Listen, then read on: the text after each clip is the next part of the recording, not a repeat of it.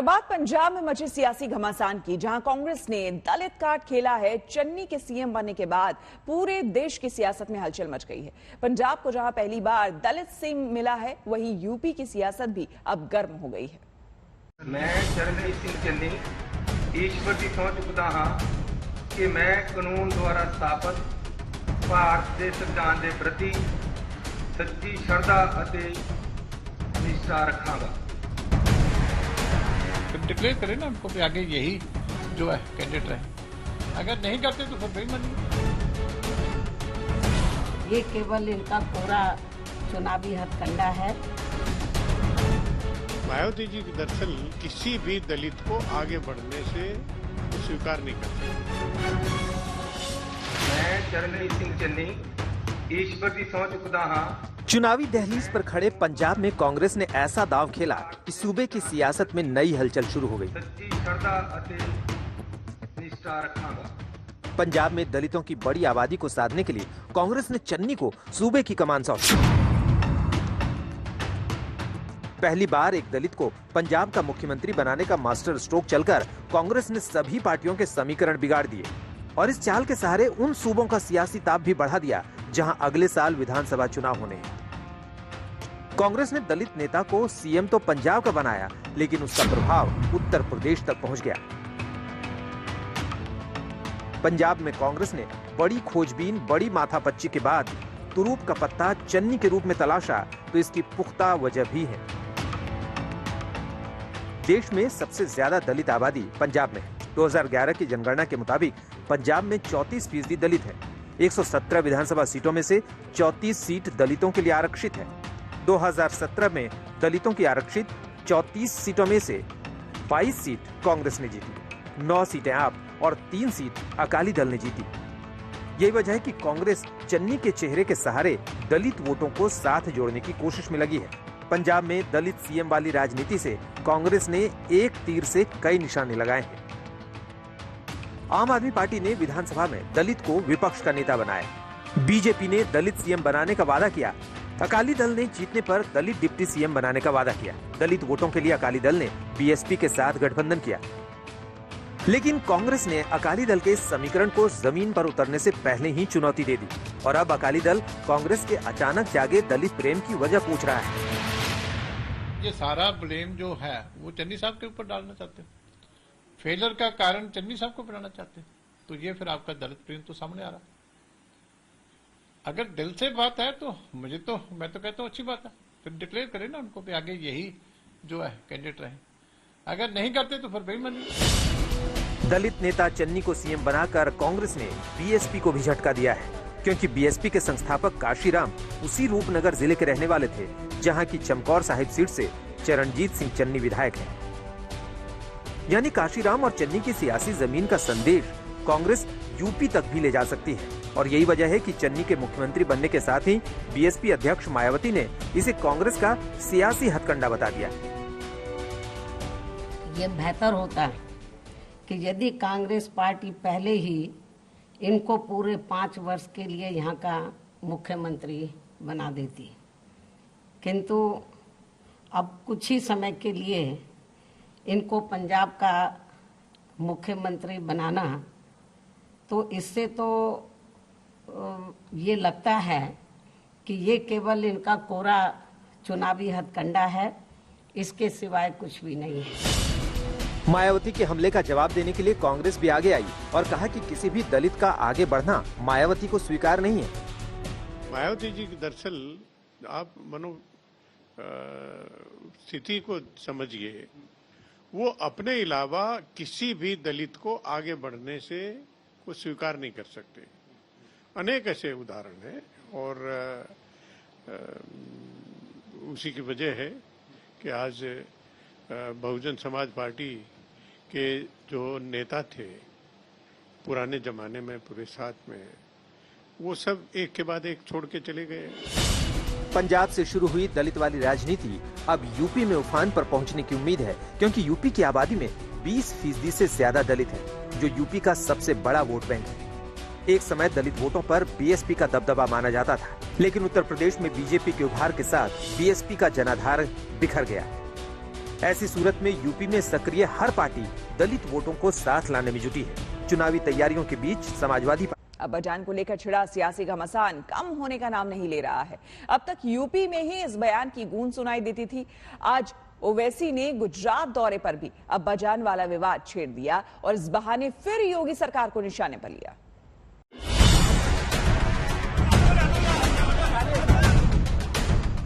अब्बाजान कहने वाले आरासन हजम कर जाते थे।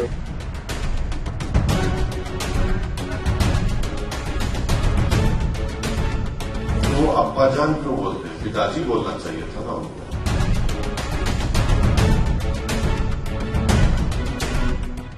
जमीन गुजरात की पर पटकथा यूपी चुनाव की। एआईएमआईएम अध्यक्ष ओवैसी इसी प्लानिंग के साथ अहमदाबाद पहुंचे थे। यही वजह है कि ओवैसी की मौजूदगी में गुजरात में भी उस बयान की गूंज सुनाई दी, जिसे लेकर यूपी की सियासत में घमासान मचा हुआ है। तो वो अब्बाजान क्यों बोलते हैं? पिताजी बोलना चाहिए था ना उनको। अब्बाजान क्यों बोलते हैं? इसको अंग्रेजी में बोलते हैं डॉग विजिल पॉलिटिक्स। और उन्होंने जो किताब अपना वो रिकॉर्ड बताया झूठ है वो। अब गंगा के पानी के ऊपर लाशें तीर रही थी तो तुष्टिकरण था क्या? वो ऑक्सीजन नहीं मिल रहा था तो क्या तुष्टिकरण था? अब्बाजान योगी आदित्यनाथ के सियासी शब्दकोश से निकला ऐसा शब्द बन गया है जिसे वो बार बार विरोधियों पर हमले के लिए हथियार की तरह इस्तेमाल कर रहे हैं। अब्बाजान कहने वाले आरासन हजम कर जाते थे।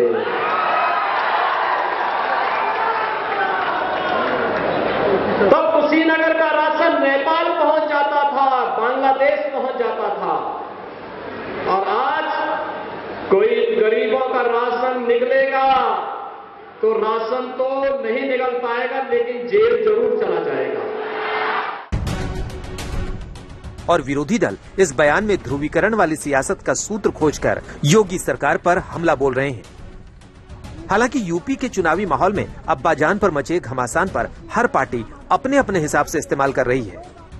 यही वजह है कि अहमदाबाद की जेल में बंद अतीक अहमद से मिलने पहुंचे ओवैसी यहां भी अब्बाजान वाला राग छोड़ने से नहीं चूके। नारों की गूंज और कार्यकर्ताओं के जोश के बीच ओवैसी अपने होटल से निकलकर साबरमती जेल की ओर बढ़ रहे थे। इसी बीच पुलिस ने उन्हें रोक दिया। दलील दी कि परिवार और वकील के सिवा अतीक अहमद से किसी की मुलाकात की मंजूरी नहीं। तो ओवैसी ने प्रशासन के इस रवैये को बीजेपी की राजनीति से जोड़ दिया। मध्य प्रदेश से उनके एक सांसद है जिनका नाम आपको याद होगा, प्रज्ञा ठाकुर है, जिन्होंने गोडसे की तारीफ की और हेमंत करकरे को श्राप दिया था, बदुआ दी थी। तो अतीक अहमद के ऊपर भी क्रिमिनल केसेस हैं, मैं इसका इनकार नहीं कर रहा हूं, मगर इलेक्टोरल लॉ के तहत वो अभी इलेक्शन लड़ सकते हैं। ओवैसी यही नहीं रुके, यूपी के तमाम मुस्लिम नेताओं के नाम गिनाए और इस बहाने योगी सरकार पर हमला बोला। दूसरों पर भी क्रिमिनल केसेस है, इन पर भी क्रिमिनल केसेस है। Innocent until proven guilty. मगर होता क्या है कि अगर किसी का नाम अतीक हो गया या मुख्तार हो गया तो गिल्टी अंटिल प्रूवन इनोसेंट का मामला हो जाता है। अतीक अहमद की पत्नी शाइस्ता परवीन इसी महीने ओवैसी की पार्टी में शामिल हुई है और अतीक अहमद के बहाने ओवैसी मुस्लिम वोटों को साधने की कोशिश में जुट गए हैं और मुस्लिम वोटों के लिए वो अब्बाजान वाली सियासत को आगे बढ़ाने में लगे हुए हैं। गोपी घांगर, अहमदाबाद, आज तक। इस वक्त की सबसे बड़ी खबर आपको बता दें, अखाड़ा परिषद के अध्यक्ष नरेंद्र गिरी के संदिग्ध मौत मामले में जांच की सुई फिलहाल 3 लोगों पर अटकी हुई है। इनमें से एक उनका शिष्य आनंद गिरी है, जिसे पुलिस हरिद्वार से प्रयागराज ला रही है। प्रयागराज के जॉर्ज टाउन थाने में आनंद गिरी के खिलाफ आईपीसी की धारा 306 के तहत एफआईआर दर्ज कर ली गई है। साथ ही आपको बता दें कि पुलिस सुसाइड नोट के आधार पर लेटे हनुमान मंदिर के मुख्य पुजारी और उनके बेटे से भी पूछताछ कर रही है, क्योंकि आपको बता दें कि इन दोनों का नाम भी महंत नरेंद्र गिरी के सुसाइड नोट में था। इसके अलावा भी कई पुजारियों पर अब शिकंजा जो है वो कसता जा रहा है। सभी से सवाल जवाब किए जाएंगे, क्योंकि न सिर्फ संत परिषद जितने हैं, संत समाज जितना है, बल्कि उसके अलावा भी तमाम लोग जो है वो सदमे में हैं महंत नरेंद्र गिरी के इस तरह से असामयिक मौत को लेकर के। कई सवाल उठ रहे हैं संत समाज पर, जो उनके शिष्य हैं उन पर अब तमाम तरह के सवालात होंगे, क्योंकि सबसे पहला सवाल जो उठा है आनंद गिरी पर, आनंद गिरी ने साफ तौर पर आज तक को बताया है कि इसमें उनकी कोई भी संलिप्तता नहीं है, इसके पीछे और लोग हैं। कुछ पुलिस वालों के बारे में भी बताया। 17:32 पर प्रयागराज परिक्षेत्र के आईजी को दूरभाष पे ये सूचना प्राप्त हुई कि अखिल भारतीय अखाड़ा परिषद के अध्यक्ष महंत नरेंद्र गिरी जी ने आत्महत्या कर ली है। ये सूचना उनके शिष्य के द्वारा दी गई, जिस पे तात्कालिक रूप से आईजी तथा अन्य लोगों ने मौके पे जाके इसका परीक्षण किया। मौके पे से ये बताया गया है कि दरवाज़ा पूर्व में बंद था। अमूमन 3:30 से 4 बजे के बीच महंत जी खुद निकलते थे। जब वो नहीं निकले हैं तो उनके शिष्यों ने दरवाज़ा खटखटाया है और दरवाज़ा खटखटाने के बाद भी जब कोई मूवमेंट नहीं हुआ है तो उन्होंने दरवाज़ा तोड़ा था, जो कि अंदर से बंद था। और उन्होंने देखा कि महंत जी की बॉडी एक नायलॉन के धागे से लटकी हुई है, पंखे से, और उसको वहाँ फिर पुलिस के प्रेजेंस में उसको उतारा गया है तथा मौके से एक सुसाइड नोट भी प्राप्त हुआ है, जिसमें कि महंत जी ने आनंद गिरी तथा 2 अन्य व्यक्तियों के विरुद्ध आरोप लगाए हैं कि उनके मौत के जिम्मेदार वही लोग हैं। इस पे त्वरित कार्रवाई करते हुए उत्तर प्रदेश पुलिस ने आनंद गिरी को उत्तरांचल पुलिस के सहायता से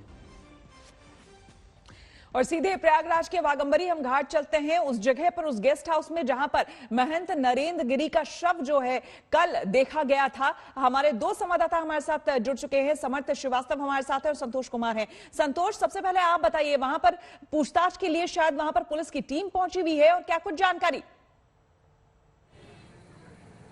देखिए, जिन 3 लोगों का नाम है आनंद गिरी और साथ ही लेटे हनुमान जी के जो मुख्य पुजारी हैं और उनके बेटे संदीप तिवारी का नाम है, उन तीनों को हिरासत में लेकर के जो प्रयागराज पुलिस है वो पूछताछ कर रही है।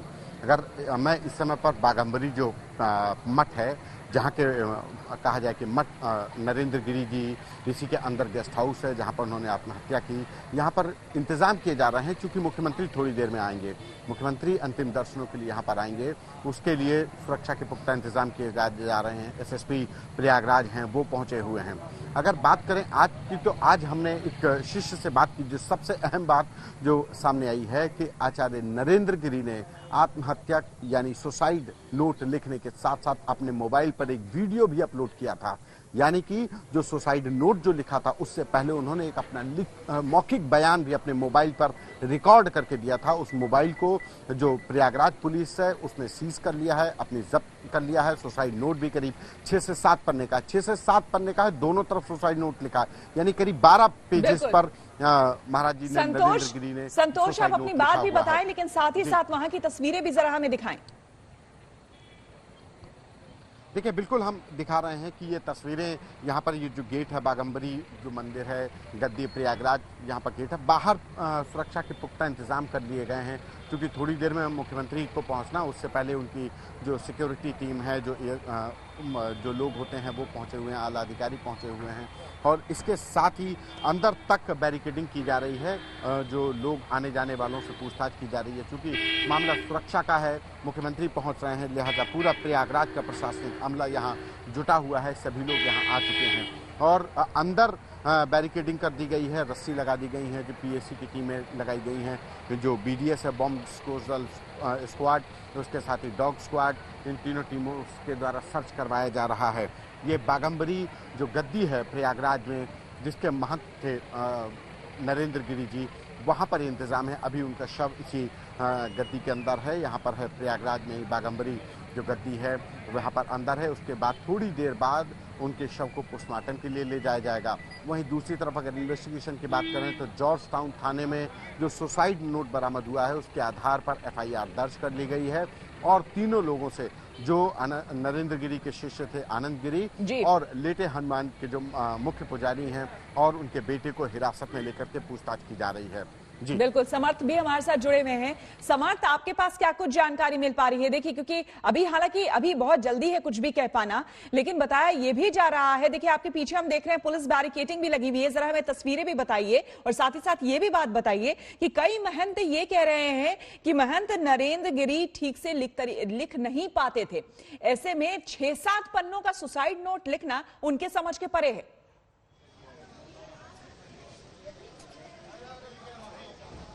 देखिए, मैं इस वक्त प्रयागराज के बागंबरी मठ पर मौजूद हूं और तस्वीरें जैसा आपने कहा मैं आपको दिखाऊं कर यहाँ से, जो मेरे पीछे आप बैरिकेड देख रहे हैं सिक्योरिटी अरेंजमेंट्स के तहत लगाए गए हैं, क्योंकि भीड़ यहाँ पर बढ़ने के चांसेस हैं। इसको लेकर पुलिस फोर्स भी बढ़ाई गई है।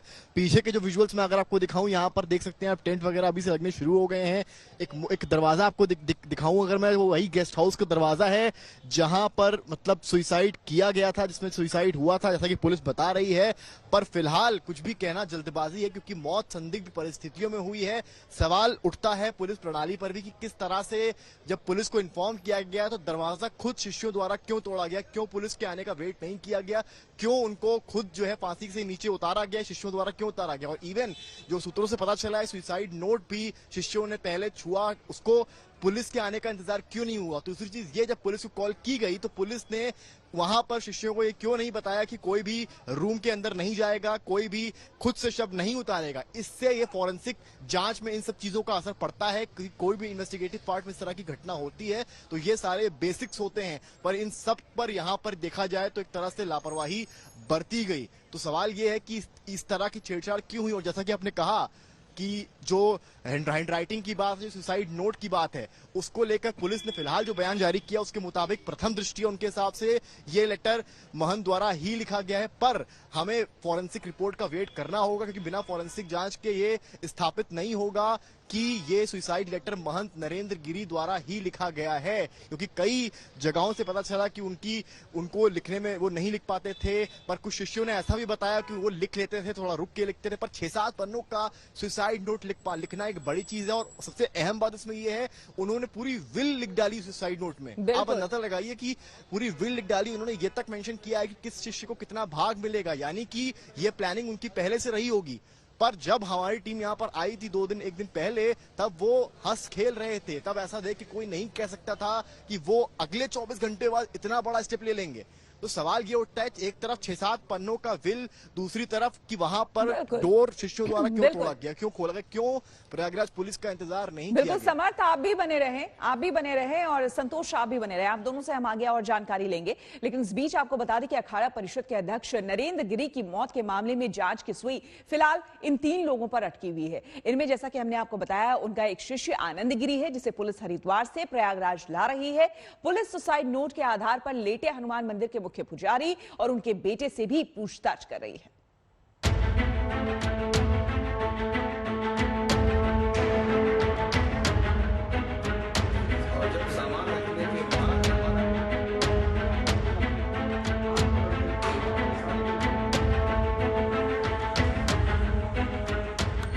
अखाड़ा परिषद के अध्यक्ष नरेंद्र गिरी की मौत के बाद प्रयागराज के बाघंबरी मठ के बाहर पुलिस का पहरा है। महंत नरेंद्र गिरी के निधन की खबर मिलने के बाद से ही मठ के बाहर सैकड़ों लोग जमा थे। किसी को यकीन नहीं हो रहा था कि नरेंद्र गिरी इस तरह दुनिया से जा सकते हैं। भारतीय अखाड़ा परिषद के महंत के अध्यक्ष नरेंद्र गिरी अब हमारे बीच नहीं है। मैं आ पहुंचा हूं बागंबरी गद्दी में, जहां मैं आपको तस्वीरें दिखा रहा हूं इस मठ की, कि यही वो जगह है जहां पर उन्होंने अपनी आखिरी सांसें ली। और जैसा कि पुलिस बता रही है, आत्महत्या प्रेम फसाई ऐसा लगता है। और तस्वीरें अब मैं आपको दिखा रहा हूं, अभी भी यहाँ पर पूछताछ चल रही है। लगातार प्रयागराज पुलिस की टीम, यूपी पुलिस की टीम यहाँ पर मौजूद है और वो यहाँ के महंतों से, संतों से जानकारी ले रही है कि सुसाइड से कुछ देर पहले वो क्या कर रहे थे या पूरा क्या इंसिडेंट था। पुलिस के मुताबिक नरेंद्र गिरी के कमरे से सुसाइड नोट मिला था, जिसमें 3 लोगों के नाम थे। सुसाइड नोट में नरेंद्र गिरी के शिष्य रहे आनंद गिरी, लेटे हनुमान मंदिर के मुख्य पुजारी आद्या तिवारी और उनके बेटे संदीप तिवारी को जिम्मेदार बताया गया था। इसके बाद पुलिस तुरंत ही हरिद्वार रवाना हो गई। यहां पुलिस ने उनके श्यामपुर कांगड़ी आश्रम से उनको हिरासत में लिया। काफी देर बंद कमरे में बातचीत के बाद यूपी पुलिस आनंद गिरी को अपने साथ लेकर रवाना हो गई। आनंद गिरी जब कमरे से बाहर निकले तो पुलिस के सुरक्षा घेरे में थे और उन्होंने अपने दोनों हाथ ऊपर जोड़ रखे थे। गाड़ी में आनंद गिरी को सबसे पीछे की सीट पर बिठाया गया। देवबंद में सुरक्षा इंतजामों में बदलाव कर काफिला आगे बढ़ा। हमारे आगे अगर आप देखें, इस गाड़ी में एसओजी की पूरी टीम है जो उत्तर प्रदेश से आई थी। उसके अलावा एक गाड़ी आगे चल रही है, क्योंकि धीरे धीरे करके जो काफिला है वो छोटा होता चला जा रहा है। अब गाड़ियों का जो काफिला है वो सिर्फ 3 गाड़ियों का रह रहा है। सामने अगर आप देखें तो ये इनोवा कार है, जहां पर जिस गाड़ी के अंदर आनंद गिरी को बिठाया गया है, और अब ये हरिद्वार की सीमा को पार कर रहे हैं। गौर से देखें अगर आप, तो इससे साफ अंदाजा लगता है कि उत्तर प्रदेश की सीमा में इनको ले जाया जा रहा है और जल्द ही ये उत्तर प्रदेश की सीमा में घुस जाएंगे।